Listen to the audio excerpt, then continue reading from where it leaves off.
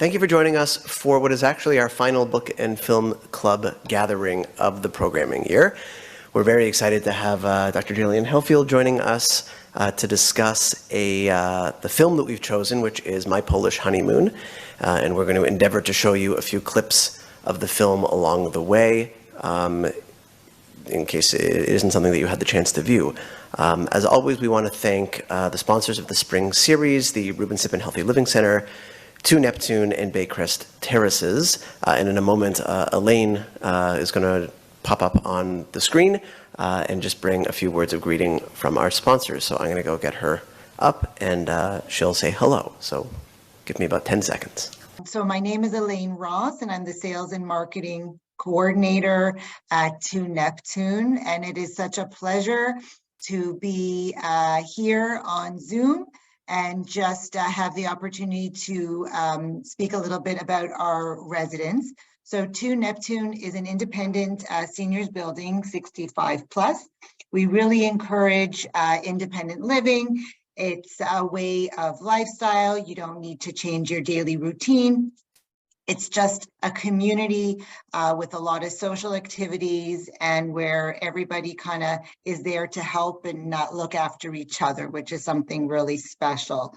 Unfortunately, I do not have my colleague Amanda from the Terraces of Baycrest, but she wanted me to say thank you for allowing our 2 communities to sponsor the last 3 book clubs. It has been a pleasure and wishing you all the best. Thank you so much. Take care. Bye. Okay. Everyone online should be able to hear me now. You can all hear me now without all that extra noise. It's our pleasure to welcome Dr. Gillian Helfield to once again share her thoughts on a film of Jewish subject matter. Dr. Helfield is an assistant professor at York University in film studies with a particular focus on Canadian and Middle Eastern film.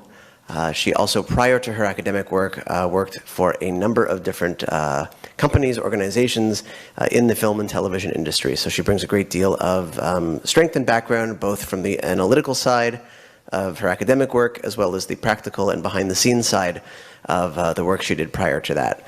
The film, My Polish Honeymoon, I hope you've had a chance to watch it, but even if not, I know that there'll be a great deal that you'll be able to extract out of today's review. So without further ado, Dr. Helfield. Hi, everyone. Nice to see you all again in person. How nice is this that we can all be together in person? Although I see many of you that I've seen in Zoom once a month in my program at Holy Blossom, what I'm watching. So many thanks to Daniel for organizing and for your flexibility in changing dates. Before we start, I also want to mention that the Toronto Jewish Film Festival is starting up June 1st, running till June 11th. Tickets are now on sale, and the selection of films this year is excellent, and I know that because I'm one of the festival programmers, so I can vouch for the films that we've chosen. Excellent guests coming as well, so hope you'll all join us. I think we're also having a couple of outdoor screenings as well. So that'll be really nice. Speaking of film, I've been talking to some of you before we began the program and heard that you liked My Polish Honeymoon. I'm very glad to know that because I know some people have mixed reactions to the film. We screened it at TJFF a couple of years ago, and it was a very successful screening. People really responded well. It had also screened at the Moscow Film Festival in 2019, and it won several jury prizes there, as well as audience and critic awards. It's a very interesting mix of genres, and each of these genres kind of informs the way we interpret the story and respond to it, and we'll talk about that in a moment. It's not the type of film that hits you immediately with its themes or its underlying message or its aesthetics or its cinematic quality or even the performances. All of that kind of creeps up on you and you begin to notice, and it sets the tone and it sets the mood and it sets the atmosphere. And then you begin to realize that you're kind of swept up in it along with the characters. I found myself, I know a film has struck me when I find myself thinking about it for days and days, and it keeps coming back to me. And that's what happened with this film. It's very deceptively simple in its structure, set up very much like a journey, which is what the story is really all about. What we're going to do today is talk about how it's framed, how it's kind of structured, that enables the different elements of comedy and tragedy, humor and pathos to filter in to our perceptions of what the characters are going through, and also our own perceptions about what they're seeing and experiencing.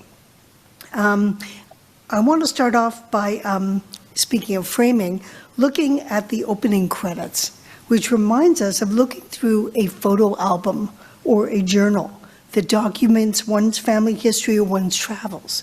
So we have the images, we have the map in the background, and that kind of sets us off on the path.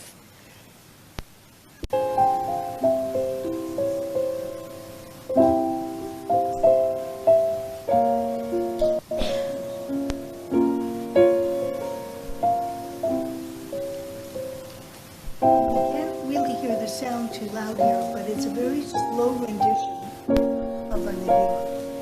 And we'll come back to that at the end also. But just take a look at how you can see.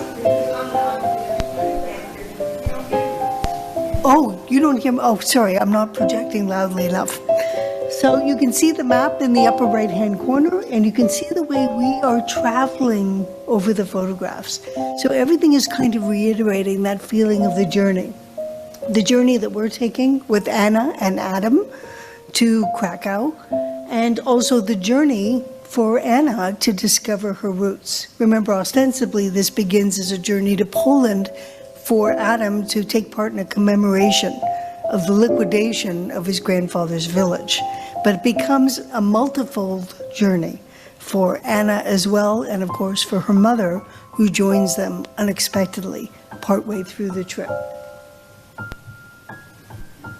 Okay, so as with any journey, we start out with certain expectations, and as we progress through it and learn more, those expectations start to shift along with our perceptions. Can we have slide 4? Ah, there it is, perfect.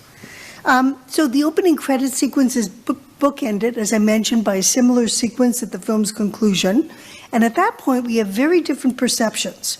And the photos have new significance because we have discovered along the way more about the characters and their stories, and also, I think, in a way, ourselves, because the film is also trading upon our preconceived notions and perhaps our personal experiences of these areas that Anna and Adam are visiting. And I know I've spoken to a few of you, and you've been to Poland, you've been to these areas.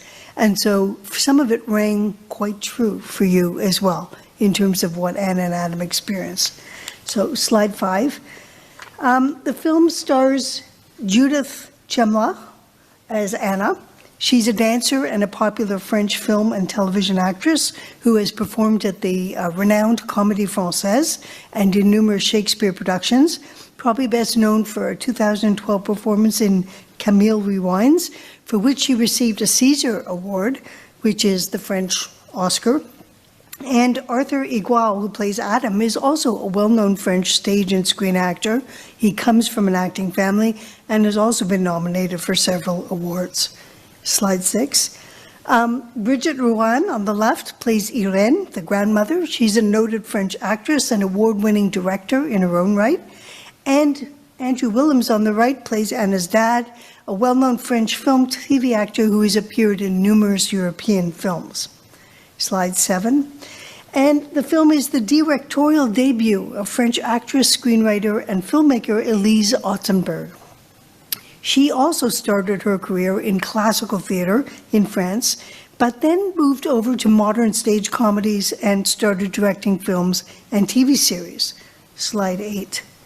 She participated in such productions as Le Doux Amour des Hommes, La Jungle, Gamine, Love and Bruises, and she wrote and directed her first one-woman show, My Hollywood, Dear Mr. Spielberg in 2006, which was very successful, about a girl who lives with E.T. Slide 9. And she also made Après Vous, another romantic comedy farce made in 2000 with renowned French actor Daniel Auteuil playing Antoine, who saves his friend Louis from suicide, but while trying to get him back on his feet, gets caught up in a romantic triangle. So overall, Elise's work, which tends to be in the genre of romantic comedy, often has darker underlayers just beneath the surface. Slide 10. So, My Polish Honeymoon is considered a romantic comedy, but many people are surprised by this categorization. Slide 11. Mostly because of the pathos and the tragedy that seeps into it. It gets progressively darker as the film goes along, which is not what we expect from romantic comedy. We know there's obstacles along the way, there's little problems, but everything winds up happily ever after. Roses usually with a marriage or some kind of commitment. There is commitment at the end, but in a very, very different way than we anticipate. So it's partly autobiographical. The idea came when Otzenberg was trying to find some information from Jewish Gen, a nonprofit electronic resource for Jewish genealogy. And she received a message from a woman in Poland who invited her partner to a commemoration for Jews who died in the Holocaust in, pardon my pronunciation, Zgierz, her partner's grandfather's hometown. They agreed to attend, even though the organizers didn't have a date set. And during the intervening time, she and her partner had a child, they got married, they got the invitation to the commemoration, which was scheduled to take place 3 weeks after their wedding. So this trip to Poland and this commemoration really was their honeymoon. And that trip became the premise for this story and this film. Slide 12.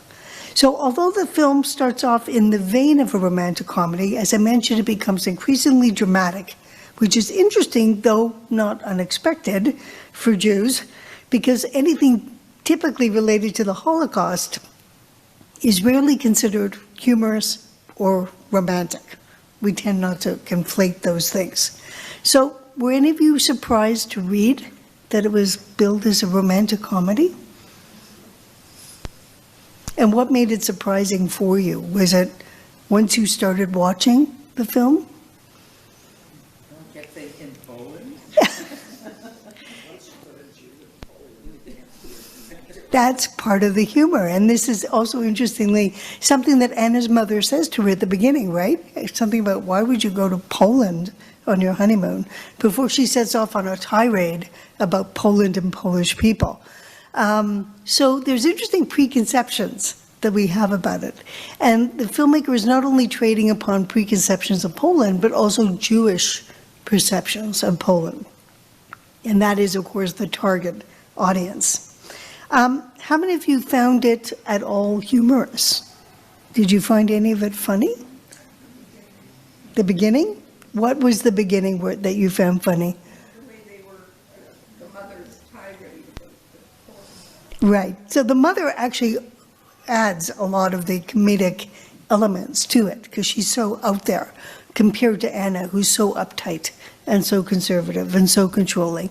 And I think Adam, her husband, is also very funny as the straight man because whatever happens, he's calm, he's the realist, he's the pragmatist, and he kind of patiently waits as she goes off doing her thing before he gently pulls her in.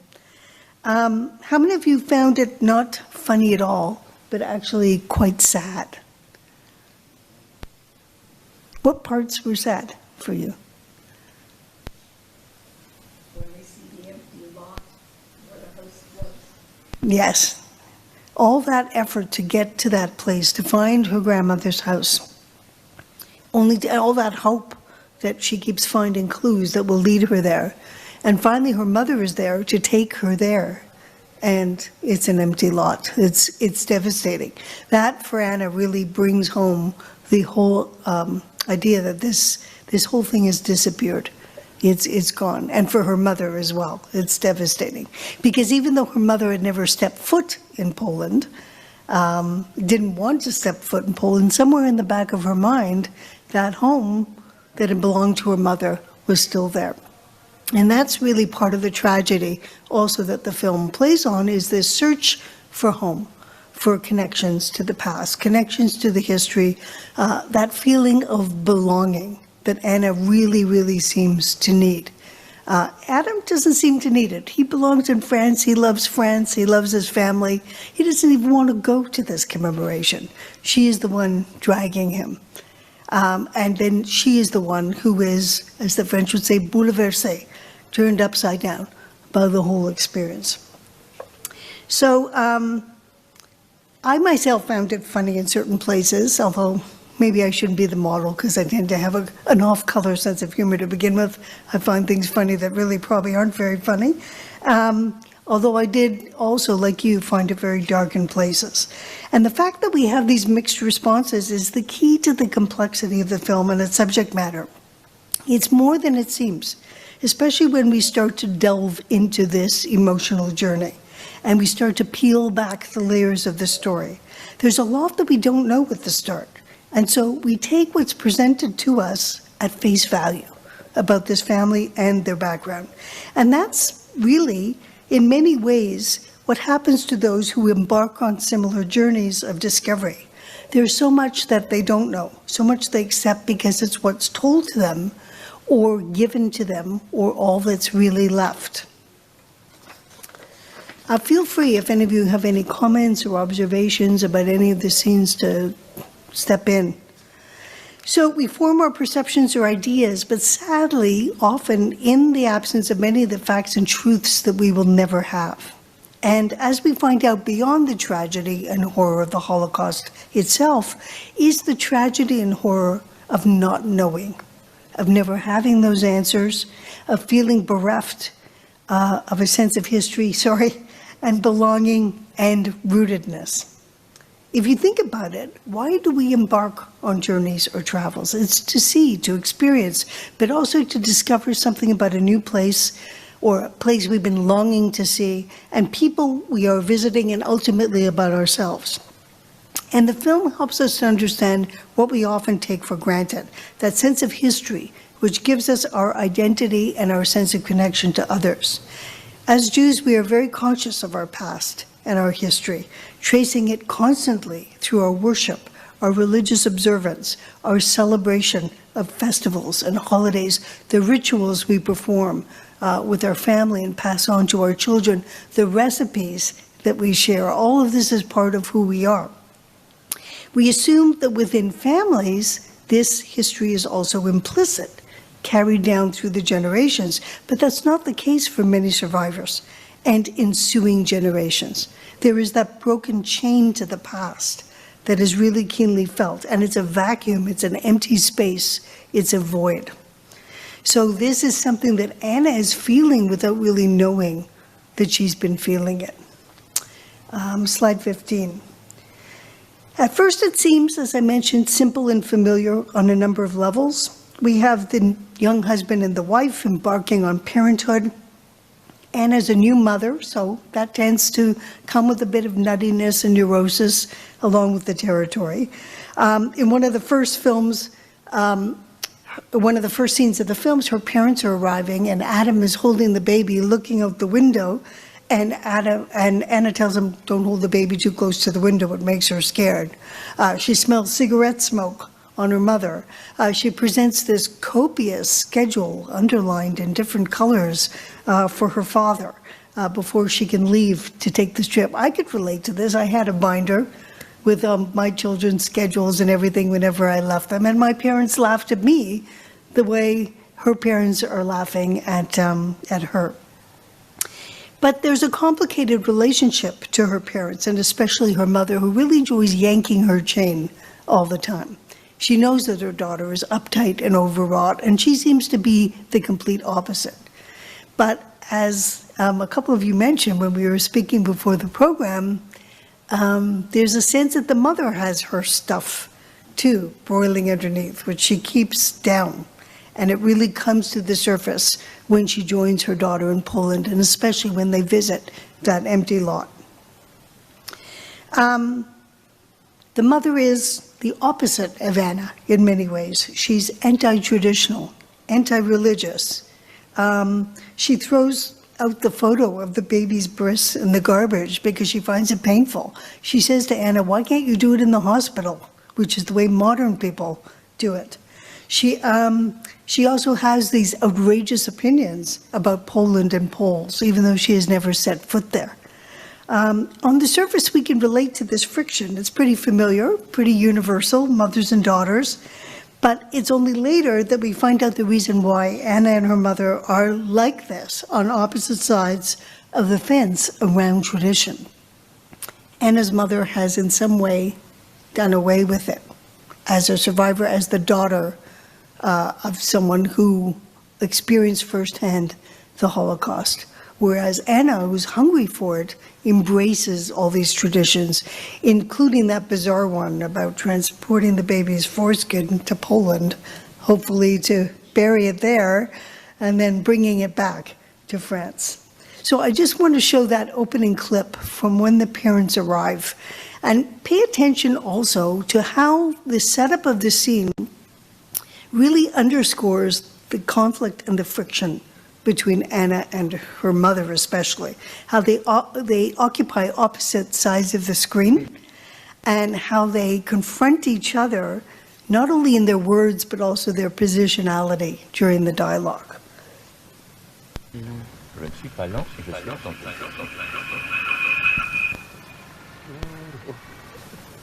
Voilà.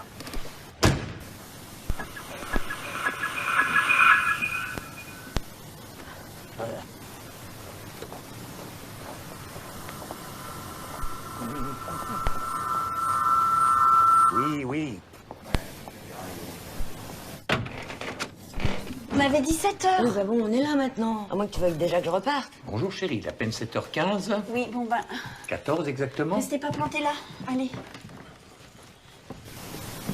Viens papa, faut que je t'explique. Adam Adam Ça va donner une Adam couleur violette, magnifique. Là là, mon cœur, je t'en supplie, éloigne-toi de cette fenêtre, ça me terrifie. Tu vois, ce que j'aime avec ta maman, c'est qu'elle n'est pas du tout peureuse. Ah, Gilbert, vous avez failli être en retard. Et Irène, elle n'est pas là? Je suis dans la cuisine. Pourquoi elle hurle? Putain, on a des voisins, on n'est pas tout seul. Merde. Viens papa, faut que je t'explique. Gilbert, si vous arrivez à tout mémoriser, vous aurez mon admiration éternelle.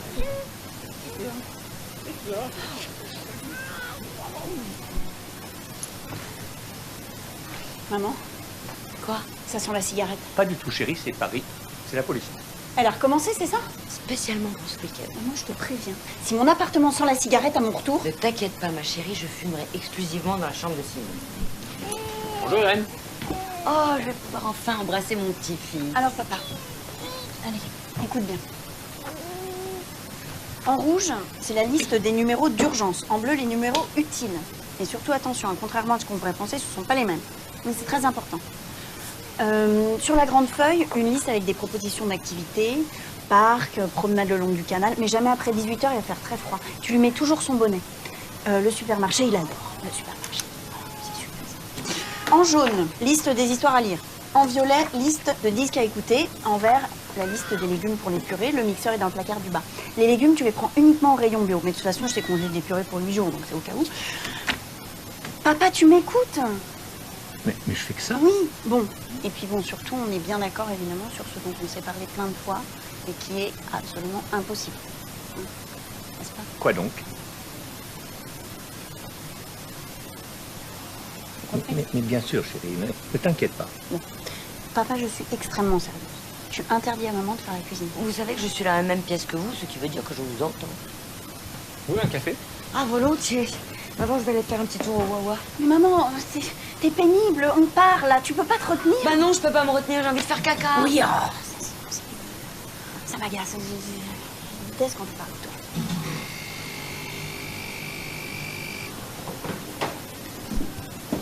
Ah, voilà ma vie. Oh non, je vous en prie, mon petit ami. Prends ta chaise. Voilà, mon fils.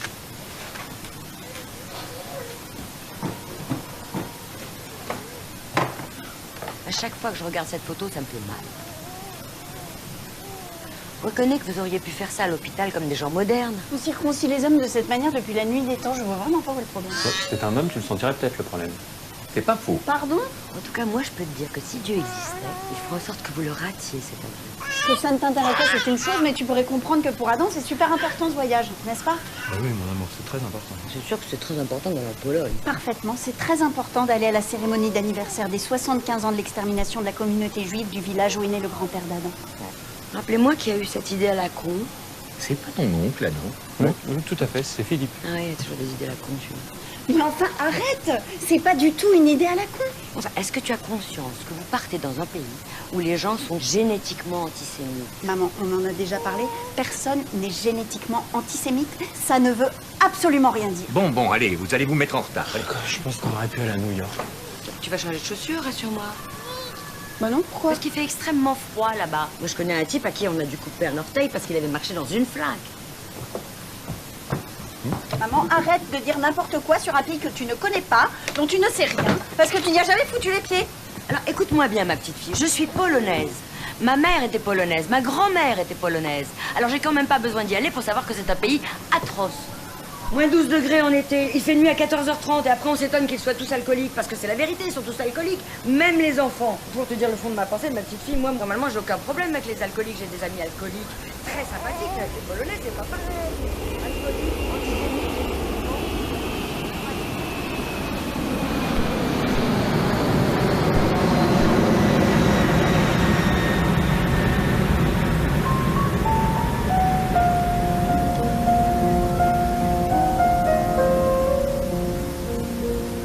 Segue into the beginning of the film. So hopefully you were able to read the caption. Sorry, that sound is creating a bit of feedback. Essentially, there's a lot crammed in there, but I don't know if you noticed that Anna and her mother are on opposite sides, alone in the frame, not even with the father. The family is separate. They're not unified. It is not until the very end that we see them all together in the frame. So right away, that's being telegraphed. Also, what we don't realize till later is the warmth of the apartment that Anna's trying to create. The warm colors, the reds, the oranges, the sunlight filtering through the window. That creates a really big contrast with Poland, which is all shot in shades of gray. It's cloudy, it's foggy, it's rainy. It's almost drained of color, bordering on black and white photographs. So there's a lot of interesting subtle messages that are being set up here. The mother also, interestingly, is wearing the striped sweater. So it creates those divisions in terms of the pattern, but also it's that cognitive visual reminder of where they're going and the looming menace of the camps and the Holocaust beyond all that. It's kind of interesting. The mother is prefigured very early on as the link to all of that Anna has been searching for and never realized that it resided within her mother. Does anybody else have any comments or observations? Just the instructions she gives to her father. You don't expect that. You expect her to give instructions to her mother. Exactly, and also that she wants the mother not to cook. That's not really a Jewish thing, is it? You want to have your mother's cooking, and then that's a later reverberation when she has her little meltdown over the borscht in Poland, that it's supposed to have meat and it's supposed to have certain things, and suddenly she starts to realize a lot of these things, more and more of these things that she's been missing. But why doesn't she want her mother to cook? Is her mother irresponsible? Has she set the apartment on fire? We don't really know. We don't really know. So this is how the humor and the tragedy are very deftly blended together here. We Jews can find humor in anything, including our own tragedies. It's one of the many skill sets that have enabled us to survive centuries, millennia of anti-Semitism, racial violence, expulsion, exile, genocide. But it's a fundamental element of comedy, if you think about it. This idea of paradoxes and juxtapositions and contradictions, the unexpected, the unanticipated, and the illogical, not to mention our appreciation of irony, which we're able to do even in the darkest situations. So the director is finding this balance between comedy and tragedy, striking this parallel balance between the familiar and the unfamiliar, the expected and the unexpected. And these oppositions are where that humor and tragedy come through. So slide 16. Now, every genre has codes and conventions which help us understand the themes of the films and the underlying social messages. And these include the plot line, the structure of the film, the archetypal characters, the conflicts they face and must resolve, and all of these are connected to wider issues circulating in the surrounding society or culture, and that includes comedy. So we know it's a fictional genre, it consists of humorous works, it's intended to make us laugh. Slide 17. Sometimes it can be physical, as in slapstick, or it can be romantic. Humorous in terms of finding and keeping a mate. It can be intellectual humor. Next slide. All comedies, each in their own way, though, depend for their humor on contradiction, surprises that catch us off guard and subvert our expectations. And often we find it funny precisely because we're not supposed to. Someone physically harming themselves, or something off color or scatological, or that entails taboo topics. Fights and arguments between people, struggles due to obstacles that have to be overcome, or unfortunate bad luck. Next slide. Sometimes the conflict derives from ridicule, humor targeting particular social sects, classes, or authority figures. Spitting image and Alec Baldwin doing his Donald Trump on Saturday Night Live. Next slide. Sometimes the laughter comes from dealing with a frightening or terrible situation. It's catharsis and a coping or survival mechanism.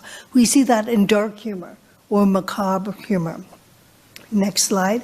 So all of these elements of comedy, all these forms of comedy have certain elements in common. The contradiction, the irony, the subversion, the surprise, the conflict. Good comedy catches us off guard. It breaks boundaries. Sometimes it provides a remedy. Next slide. It can bring everyone down to the same level as a social equalizer. It can help us find the humor in dire situations. And its subversiveness helps us get our own back. It's a way of recouping power. Power over nature, over fate, over destiny, over oppressors. When we're feeling powerless, sometimes laughing about something gives us a little bit of our strength back. We feel that we have control over the situation. And it does this because it breaks down the boundaries and the codes of behavior. And it turns things upside down, including the values that are attached to certain traditions. So the director has said that she used deliberately the honeymoon plot because the humor came from this kind of conflict, beginning with this illogical notion of Poland as a romantic destination. But it's that illogical premise that alerts us to the unusual events that are going to happen, these subversive elements that will turn us around and make us see things from an alternate perspective. So, slide 23. So, what's the story? A young couple, both of whom have Jewish origins, are invited to attend this memorial for the small village in Poland, which had been destroyed 75 years earlier, and where most of the Jewish presence and community have been almost completely erased. Next slide. The trip is Anna's idea. She jumps on it, even though Adam is not keen. He sees this as a chance to spend some time alone with his wife without the baby. And they think, if you'll pardon the expression, they can kill two birds with one stone. They'll attend the memorial and they'll get escape, they'll get time together, and they'll have a bit of a respite from the responsibilities of parenthood. Next slide. So that sets the stage for everything that befalls them. But once they land in Poland, things start to become less simple and more unfamiliar. From the start, Anna's expectations are subverted. the numerous boundaries that as a control freak she sets up around her, her love of tradition and ritual is all for naught. And that's counterbalanced by Adam's realistic appraisal of the situation. She sees what she wants to see, he sees things as they actually are. For example, when they land at the airport, I don't know if you noticed that scene where they zigzag through the line in an empty room as two people just stand passively watching them. Instead of just going right to the counter, we see them go in and out of the frame. It's a little ridiculous. And when they step outside the airport, Anna comments how beautiful it is, while Adam looks at her like she's crazy and says it's freezing. And he's standing there holding his arms together. Next slide.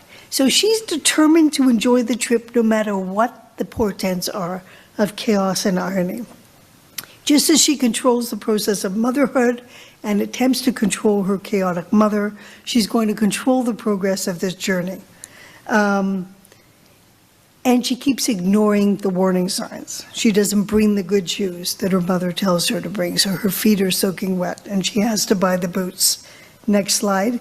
She even tries to form a bond with the salesgirl in the shop who sells her the boots, even inviting her to come and stay with them in Paris, while her husband's going, no, in the background. She is so desperate for a connection. Next slide. What we're starting to see then are, for lack of a better expression, the bats in the belfry, the things that are starting to come and bubble up to the surface in Anna. She is resisting her mother's advice, which turns out to come from a place of knowledge. And we begin to understand why it's a place of knowledge. And we see her as an interesting figure in a kind of new sandwich generation, with the young baby and the kind of kooky mother on the other side. And all this sets us up for Anna's breakdown later on when she realizes she can no longer keep control of things. All her suppressed emotions come to the surface. In many ways, it's kind of like a ticking time bomb. Little things that contribute as she becomes increasingly aware that this is nothing like she thought it would be, that she's really entered into unknown territory. So the film is also flirting or delving into the area of dark tourism. Slide 30. This is the opposite of light tourism, which features entertainment, pleasurable experiences, food, sites of historical interest, performances, museums, galleries, and the like. Dark tourism, sometimes called black tourism, morbid tourism, grief tourism, is often associated with places connected to death and tragedy. And these sites do have historical value, despite the associations with death and suffering, and so often straddle the line of heritage tourism. And Holocaust tourism, of course, contains elements of both. Next slide. It's also important that dark tourism forces a philosophical interrogation and confrontation with death. It's about understanding the pain of others, and that imbues the tourist with a sense of empathy and understanding that will teach lessons to the next generation. But in a cynical sense, next slide, dark tourism has become a very popular and lucrative tourist trade, especially in parts of Eastern Europe where the Holocaust took place. And people who come to look for any trace of the disappeared, to find any connection or link, are often disappointed. So there's that amazing scene where Adam and Anna come upon the local square and they see all the buses, Schindler's factory, and he comments this is like a Disneyland for tourism. I'm sorry, if you could just go back to the previous slide, maybe one before. Yeah. So my husband and I just came back from a trip to Spain, and in every town we visited, Madrid, Toledo, Seville, Cordoba, Granada, Barcelona, we went to the old Jewish quarter to find traces of a community and people that had been substantial up until the Inquisition, but there's really nothing left. And it almost became a kind of sad joke between us. Yes, we know. There was a thriving community until the Inquisition, and then everybody was gone. And all that's left is this stone or this plaque or this building that might or might not have been a synagogue or might not have been the house of a doctor and so on. But there's still this trade around it. There's still tour guides who are bringing people to get whatever they can, to squeeze whatever they can out of this place that once held this vibrant Jewish community. So this becomes part of that pathos that we can all relate to in terms of dark tourism and searching for one's roots through Holocaust tourism. It's horrific when you think of it, that there's nothing left, but it doesn't stop the business, the tours of those who cater to those seeking that information and connection. So it raises that question, is this crass commercialization and exploitation, or is it its own form of commemoration and education? So think about that scene where Adam is in the hotel and he notices pamphlets lying on the table and he's reading them.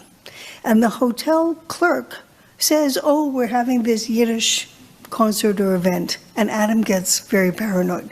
He thinks he's being singled out as a Jew and that the clerk is somehow being anti-Semitic.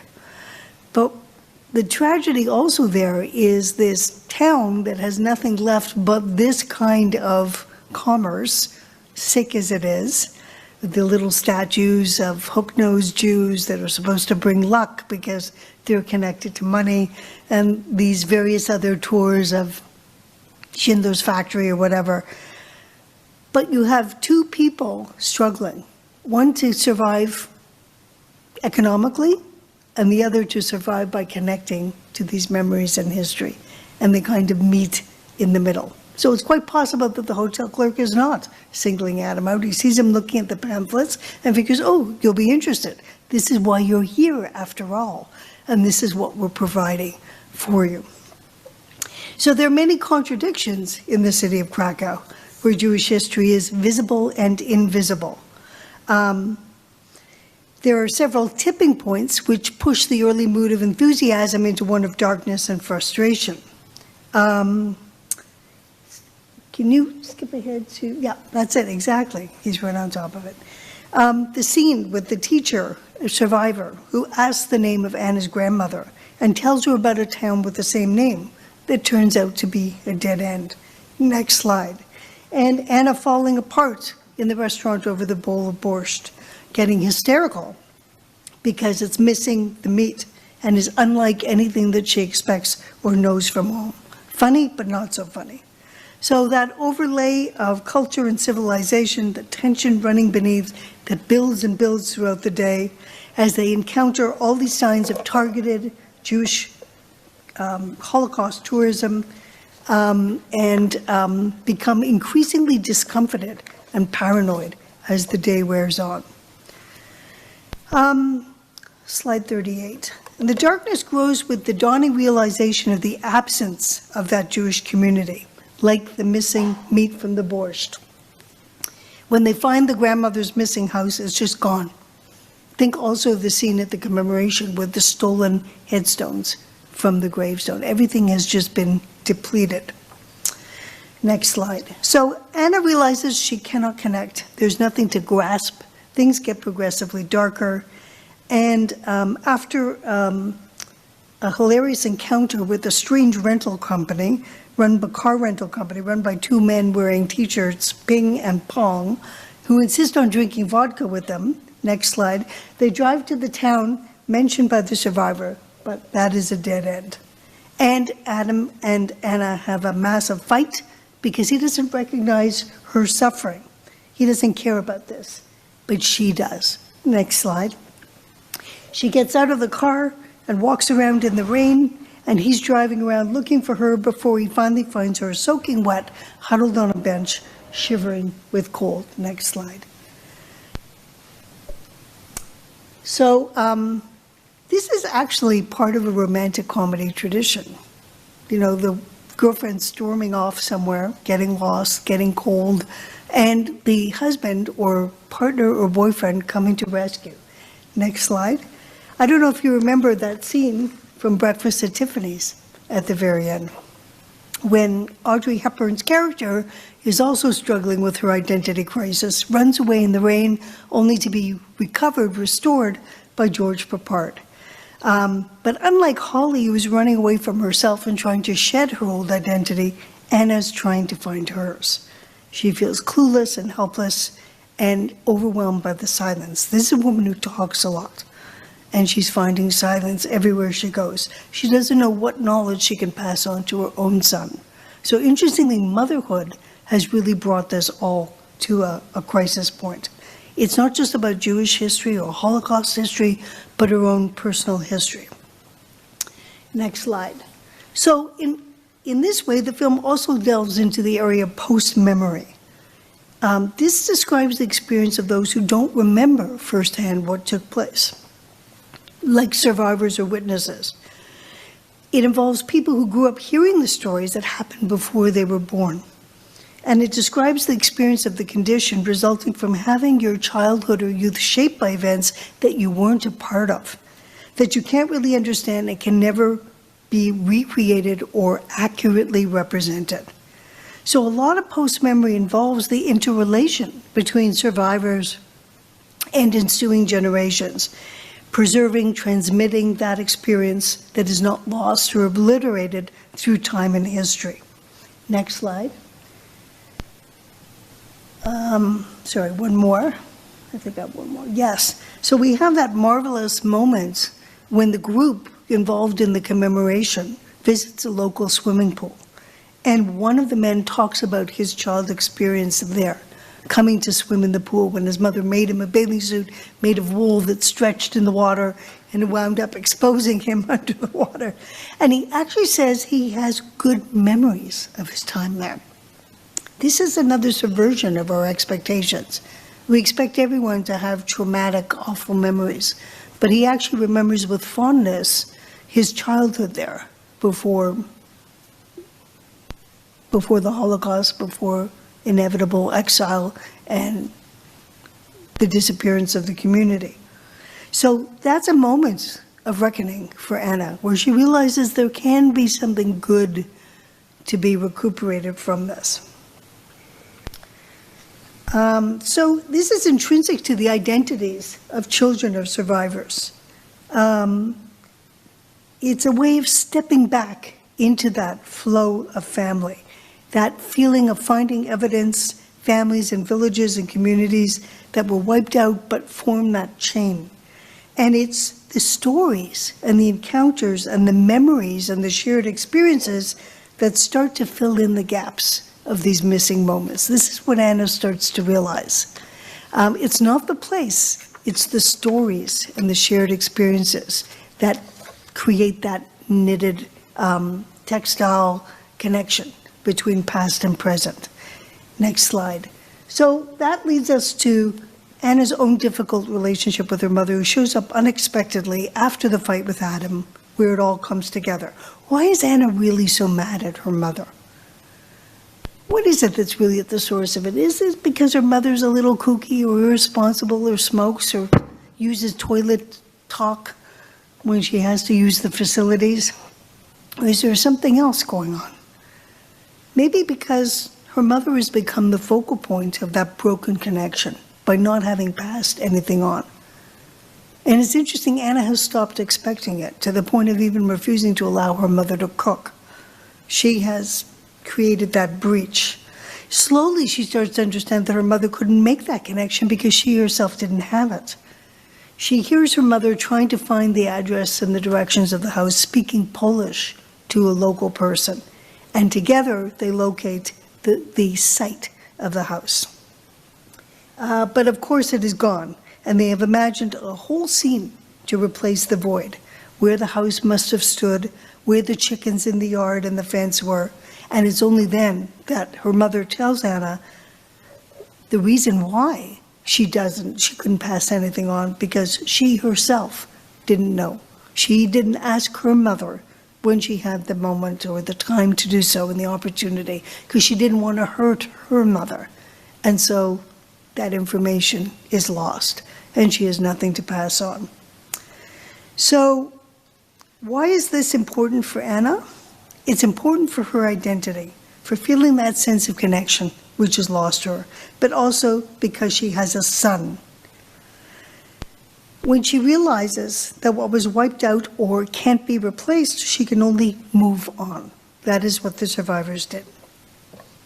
And the film ends once again with photos. Book ends with photos of family. So it marks the end of the voyage.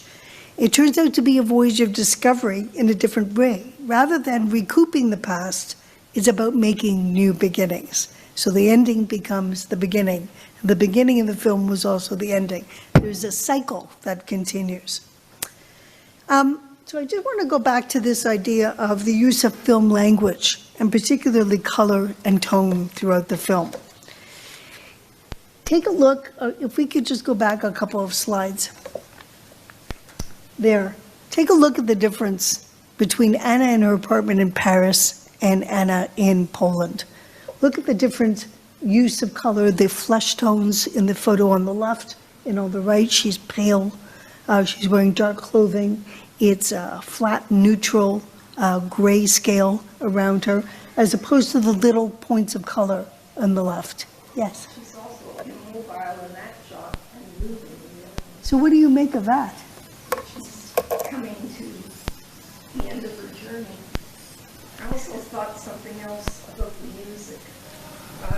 At the beginning, when she's in Poland, you hear Chopin, and then you hear klezmer music. So it's Oh, that's very interesting. Can you say that again for everyone? At the beginning, well, first it starts with Hava Nagila, and as you said, it ends with Hava Nagila, and to me that meant Israel and rebirth. But then when Anna is in the beginning in Poland, the music is Chopin playing, and then it turns into klezmer music, which is now, it's not Poland, a beautiful country, this is the country of her heritage. Very interesting. And it's interesting that you mentioned Hava Nagila also. This is a happy song. The lyrics translate to "Let us rejoice." And when you sing Hava Nagila, you join hands, you form a circle, and you move in a circle. So there's that circle symbol again, beginning to end, end to beginning, continuing the cycle. And this is what Anna does. We go from warmth to cold and back to warmth. We go back to the warmth of the Paris apartment. This is the nucleus, full of family life, of connections and relation. If we could go forward, just, yeah, right there. Parents, children, marriage, a complete circle. Poland seems to be the absence of that. It has marked a significant awareness for Anna of alienation, disconnection, erasure, absence, lack of communication. But she begins to figure out how to start again. There's one final comedic surprise. That is when Adam is unpacking their bag, excuse me, and hands her the ring box. We think, is he going to propose? Is he going to ask for a second wedding? No, it's the baby's foreskin in this box. And she tells him this, and her mother says, you have some really strange ideas. And she explains that she was going to bring it and plant it in Poland, but she decided to bring it back. So it's bizarre, it's grotesque, but in a way, a desire to plant new roots. It's a new tradition that she has started. You know, some people bury the placenta in their backyard after they give birth. She's burying her son's foreskin in one of the little pots on the balcony, in the sunshine and in the warmth. And, you know, we see the family all together in that lovely last scene, Anna cradling her baby, that mother-child connection, framed in the window, looking at the plant where she has created new roots. And then we go back to the book and the crawl of the photos. And this time, it's not just old photos, it's photos of cast and crew also from various life cycle events, the births of their children, celebrating birthdays, weddings, and so on. And the past and the present are mixed in these photos. So it's not just that expected journey to the past, we're realizing it goes full circle. It comes all the way around, past to present, back to past, back to present. So here's where I'd like to hear from some of you about what the final takeaway was for you.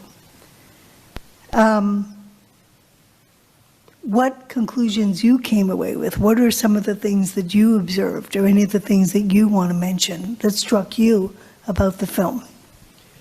You feel free to wave your hand in the room. I'll bring the microphone. And if online you wish to use the raise hand feature, which you can find under the reactions button, we'll make sure to invite you to share online as well. But we'll start here in this space.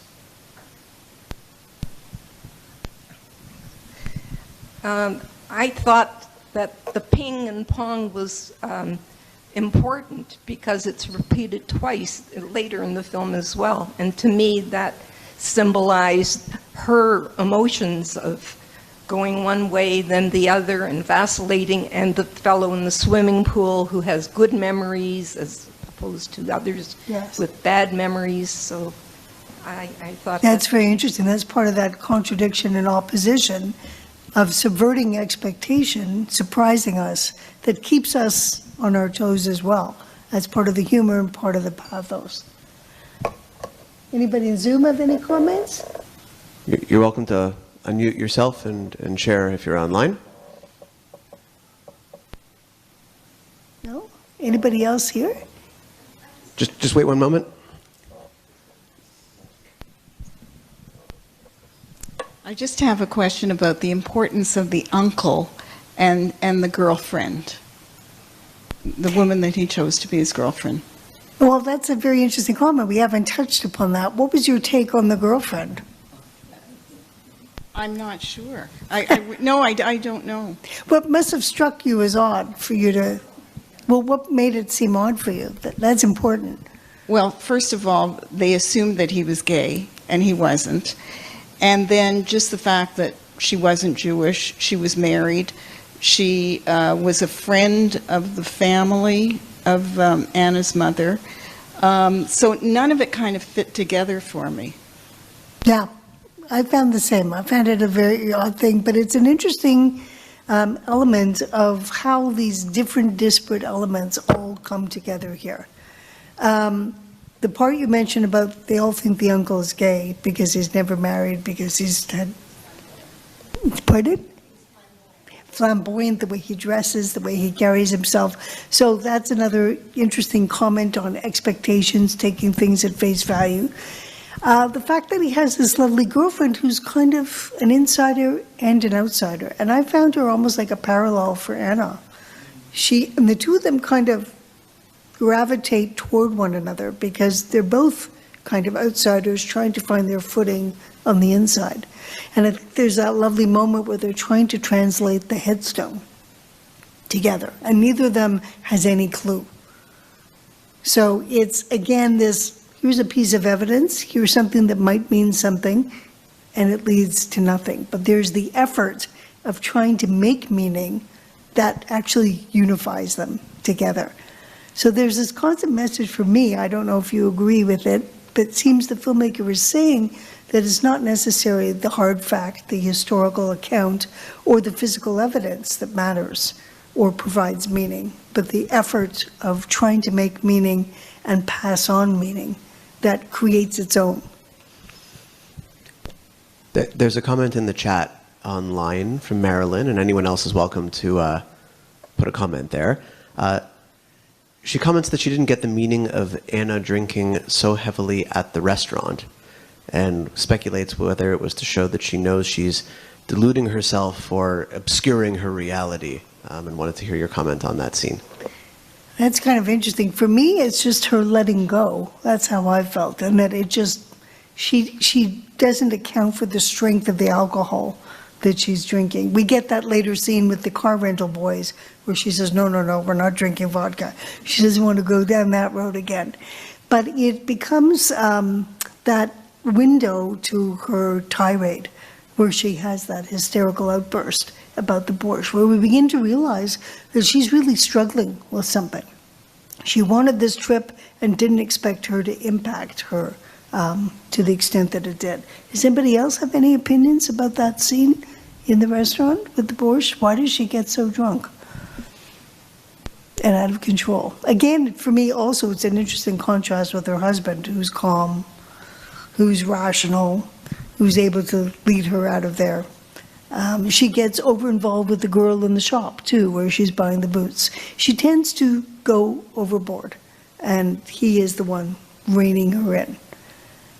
Anybody else have any? Yes. Oh, just one moment. One moment. When one has gaps in their own understanding of certain events in one's life, and if you're afraid to talk about it because you don't want to upset the other person, like the brother, they thought he was gay, but he was never confronted. The other thing, the mother was keeping, parts of her life very quiet because she was protecting her mother. She didn't want to bring that hurt back. And so you construct a different kind of vision of what happened. And I think that's what happened to Anna. Here was Poland to be beautiful. I mean, because she really didn't share in that with the grandmother even, okay? And so they construct this and the whole thing breaks down for all of them. What I couldn't understand is, where did the mother all of a sudden appear? She said it's because we couldn't make contact with you. That was her excuse. But she planned to meet them all along and didn't.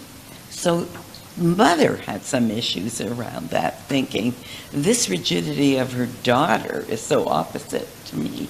There's a reaction, and I'm hiding things because they were painful for my mother, painful for me as well. And so she comes, I think that's what propelled her to go to Poland. I think the mother had some sense of her daughter just had this baby, and she was under tremendous, some depression perhaps afterwards, and was very concerned about her daughter and that kind of rigidity and control issue. So I don't know what propelled the mother and why it was handled that way. It's an interesting comment. One of the things that happens is Anna is incensed when she sees her mother there. They've just had this terrible fight. He's brought her back in the car to the hotel, and she says, I think I see my mother. And Adam thinks she's deluded. And then it really does turn out to be her mother. And she sees it as intrusive. Why is she here? She was trying to get away from all that. But what she doesn't realize is her mother is actually rescuing her, coming to give her the information and that sense of closure that she has been looking for. And this becomes part of the mother's journey as well, to finally step foot in Poland and face her past and her mother's past, and to admit her own guilt about never having asked her mother about her experiences. So and then Anna takes her mother into her arms. So it becomes a very lovely moment. Maybe she doesn't, this is her mother's way of providing that maternal help to her child who she knows is struggling, but at the same time, Anna gives that back to her mother as well by enfolding her in her arms and comforting her. It really is a very lovely moment and closes that gap. Does anybody else have any ideas about that, or any thoughts or comments? Anyone in Zoom? No, I think we're good to continue. I think we're good to continue. Sorry? We're good to continue, I believe. Good to continue, Yes. Thank you.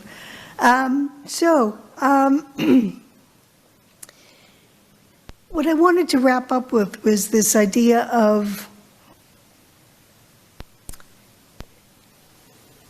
sometimes we find the answers we are seeking not in the places where we are looking for them.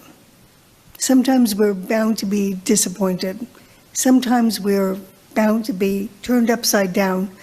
But if we let ourselves go for a bit, sometimes the truth presents itself in very interesting ways. It's a very frustrating and very dissatisfactory expedition to try to glean truth and fact from history that has been overlaid and overlaid and overlaid. So sometimes you have to pay attention to what's going around you in the immediate and the present. That's my takeaway from the film. But I wanted to ask if you felt there was a particular message that the director was trying to impart. If there was something that you felt was the wisdom being imparted by the filmmaker. Yeah.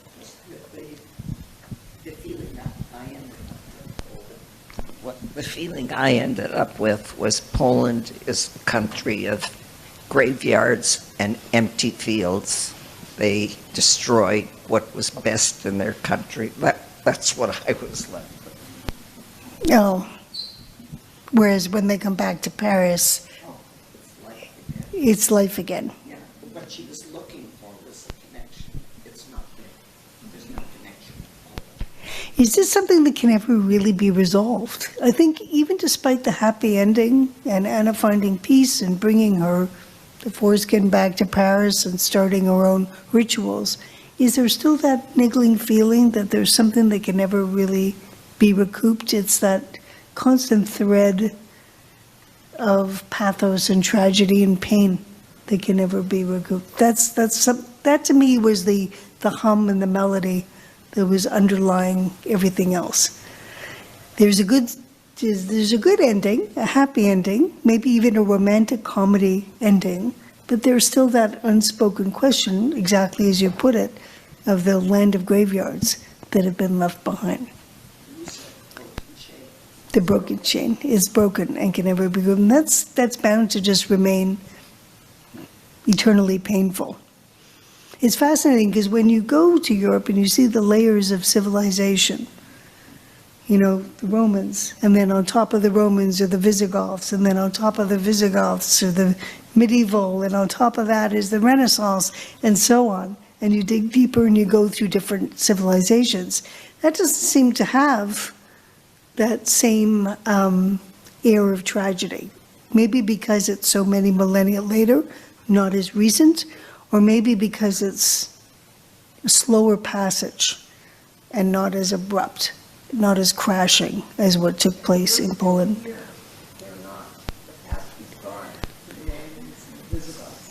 Yes, that's true.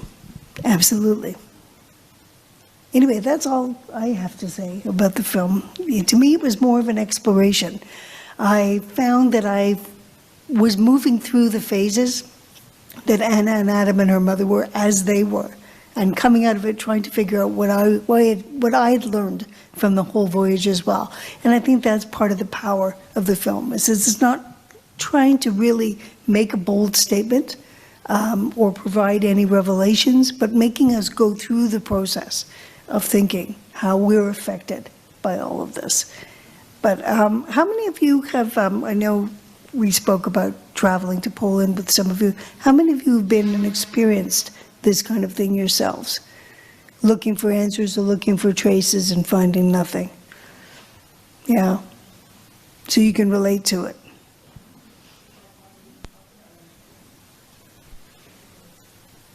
Yeah. And how many of us get our sense of identity and our sense of connection from the stories our parents tell us about their parents and their childhood and where they came from? And then that's just a yawning void. So that just doesn't go away. Yeah, it can't be breached. Yeah. Anybody else? Okay. First of all, Dr. Helfield, thank you as always. It's been a number of years that you've presented for our book club, and most of the time we end up in the genre of Israeli modern film. And when we were discussing what to bring this year, the idea of something outside of that genre, to do something European, to do something semi-comedic, was appealing to me, and it very much seems like to all of you as well. So another excellent choice, and I think a great opportunity to see a different perspective on a Jewish film, not through what we normally associate with Jewish filmmaking predominantly coming out of Israel. So a nice little twist on what it is that we normally have together. Thank you as always, and again, for your expertise and your care and bringing to light such wonderful pieces and snippets of film that to us as the lay viewer may not be present until they're brought to life. So it's great to have you back with us. Yes, thank you. Thank you. Thank you to all of you. To all of you, thank you again for joining us today and for a wonderful year. Please keep an eye on your email inbox next week. We're going to be sending you a survey to get your perspective on any and all of the Book and Film Club programs that you attended this year.